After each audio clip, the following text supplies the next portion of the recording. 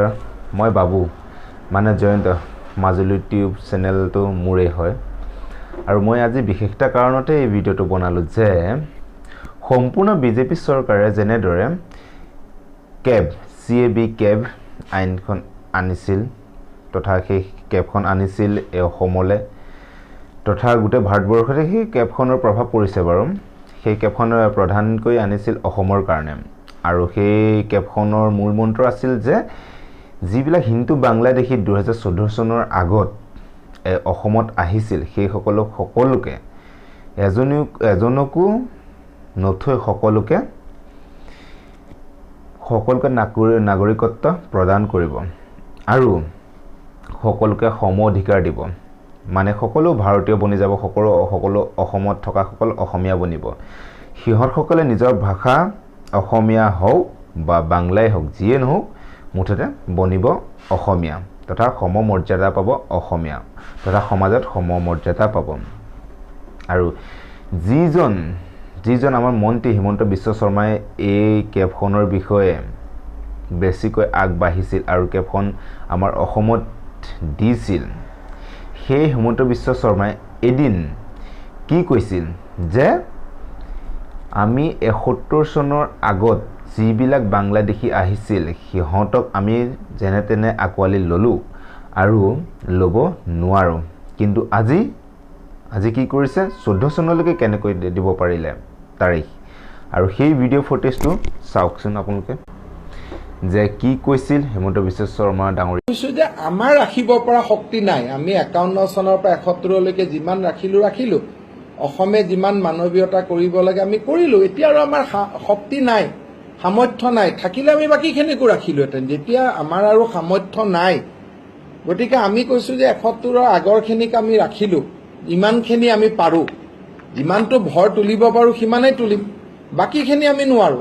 এতিয়া আমি পঠাই দিয়াৰ পিছত যদি মমতা বেনাৰ্জীয়ে ৰাখি থৈ দিয়ে আমিতো আপত্তি নকৰো অসমীয়াওতো 71লৈকে ৰাখিছে এটা 71ৰ পিছৰখিনি যদি পশ্চিমবংগৰ জনসাধাৰণে ৰাখিব খোজে আমি কিয় হাক দিম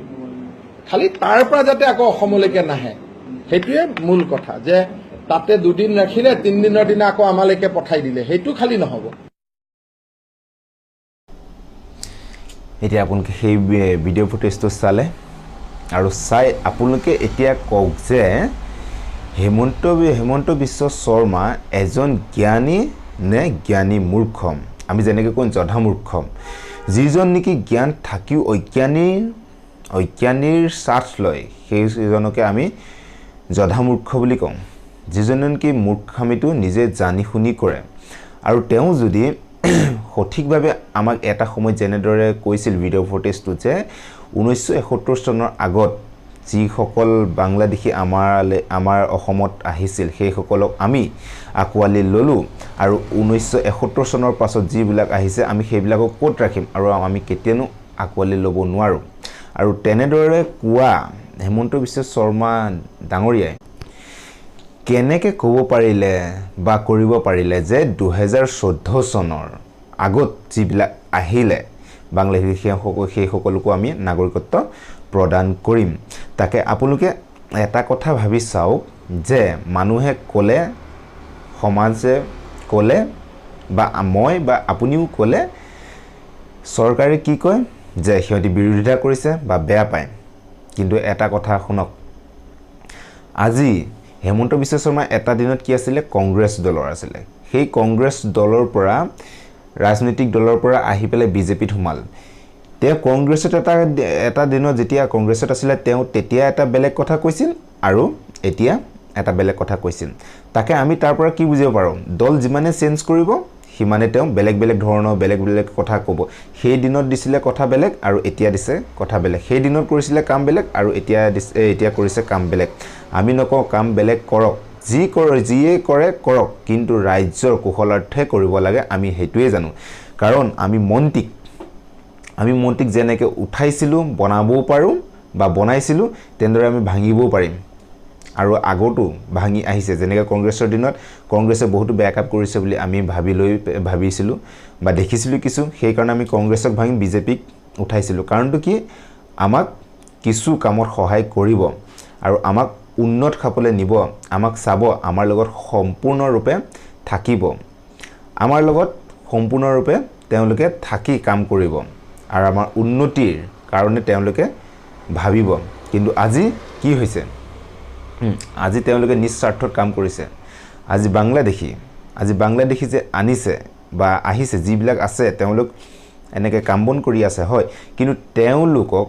14 চনৰ আগত যিবিলাক আহিল তেওঁলোককনো নাগৰিকত্ব দিবলৈ কি দৰকাৰ আমাৰ অসমততো ইমান জেগা নাই যে আমি বাংলাদেশী আহিয়ে থাকিব আমি দিয়ে থাকিম আহিয়ে থাকিব আমি ঠাই দিয়ে থাকিম আমি নাগৰিক প্ৰদান কৰিয়ে থাকিম হেতু নহয় হেতু কেতিয়ানো হ'ব নোৱাৰে এনেকৈ হ'লে গোটেই বাংলাদেশখনে আহি পেলাই আমাৰ অসমত থিতাপি ল'বই বা আমাৰ ভাৰতবৰ্ষত থিতাপি ল'বই তাকে এটাই আমি বিচাৰো যে যি হ'ল হৈ গ'ল 1971 চনলৈকে তেওঁলোকে আমাক তাৰিখ বান্ধি দিলে ডেট বান্ধি দিলে যে 1971 চনলৈকে যিবোৰ হিন্দু বাংলাদেশী অসমলৈ আহিছিল তেওঁ বা সেই সকলক আমি নাগৰিকত্ব প্ৰদান কৰিম কৰিছে ভালেই হৈছে যি হ'ল হৈ গ'ল কৰক কিন্তু আকৌ 2014 চনটো কেনেকৈ আহিলে আৰু কৈছে যে আমাৰ যি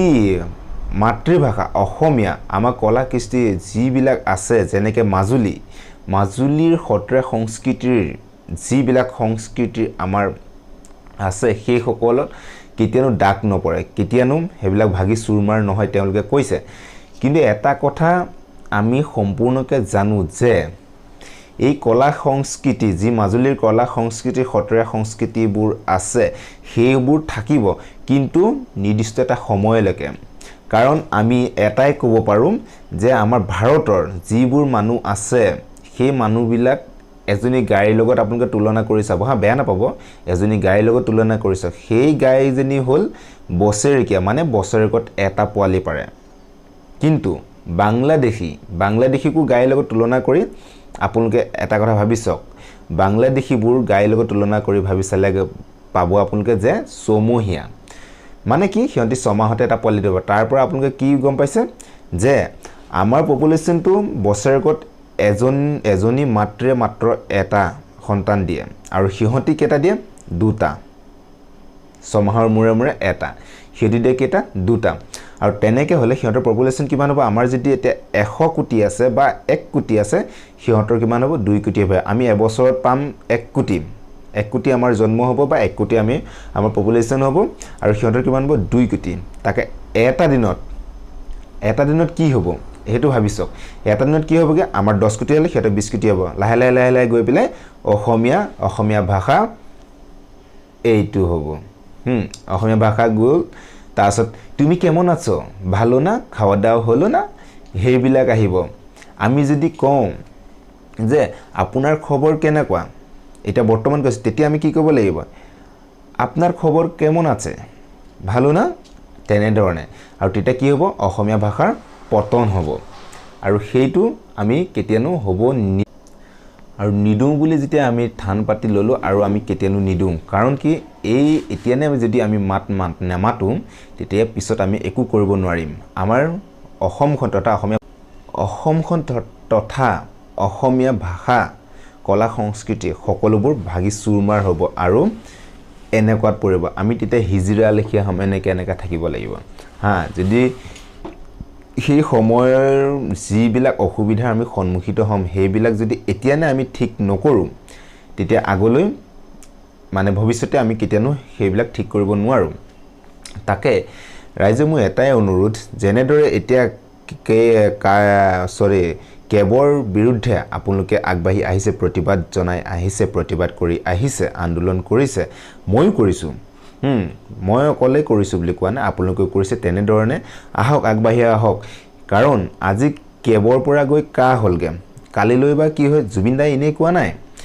আজি কেবৰ পৰা কা হৈছে